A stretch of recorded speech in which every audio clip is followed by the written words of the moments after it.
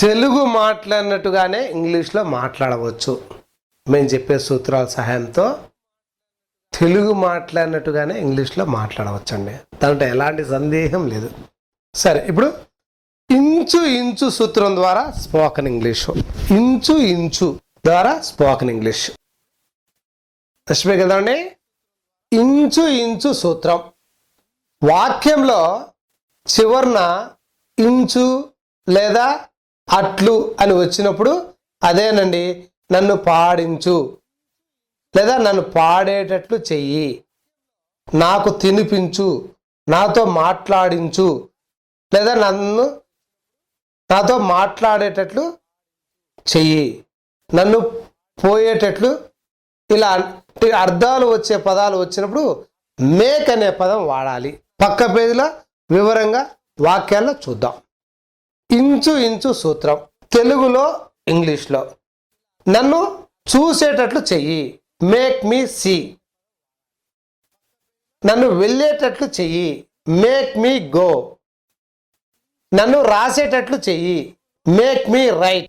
నన్ను పాడేటట్లు చెయ్యి, make me Singh.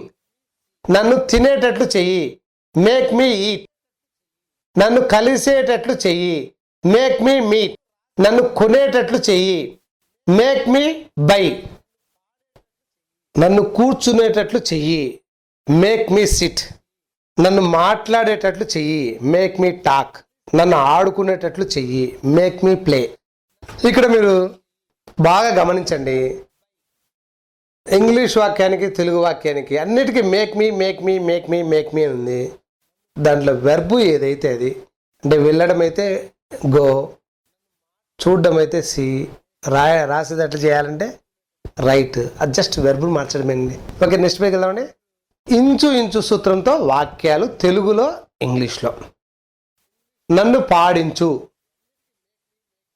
లేదా పాడేటట్లు చెయ్యి, నన్ను పాడేటట్లు చెయ్యి, మేక్ మీ సింగ్. నాకు తినిపించు, మేక్ మీ ఈట్. అతనిని తినేటట్లు చెయ్యి, మేక్ హిమ్ ఈట్. ఆమెను పాడేటట్లు చెయ్యి, make her Singh. Next pay కదండి. ఇంచు ఇంచు సూత్రంతో వాక్యాలు అంటే మీరు చెప్పేది ఏదైనా గుర్తుపెట్టుకోండి. మేక్ అని చెప్పి ఆ తర్వాత మేక్ మీ అని కానీ లేదా మేక్ హర్ కానీ మేక్ హిమ్ అని కానీ మేక్ దెమ్ అని కానీ మేక్ ఇట్ కానీ చెప్పి ఆ పక్కన వెర్బ్ చెప్పడమే. ఇక్కడ చూడండి, make me eat, make her eat, make him eat, make them eat. ఇక్కడ మేక్ మీ ఈట్ అంటే నాకు తినిపించు లేదా నన్ను తినేటట్లు చెయ్యి. మేక్ హర్ ఈట్ అంటే ఆమెకు తినిపించు లేదా ఆమెను తినేటట్లు చెయ్యి. మేక్ హిమ్ ఈట్ అంటే అతనికి తినిపించు లేదా అతన్ని తినేటట్లు చెయ్యి. మేక్ దెమ్ ఈట్ అంటే వారికి తినిపించు లేదా వారిని తినేటట్లు చెయ్యి. పై వాక్యాన్ని శ్రద్ధగా గమనించినట్లయితే విషయం అర్థమవుతుందండి. ఓకే, నెక్స్ట్ సూత్రంగా కలుద్దామా? అంతవరకు బాయ్.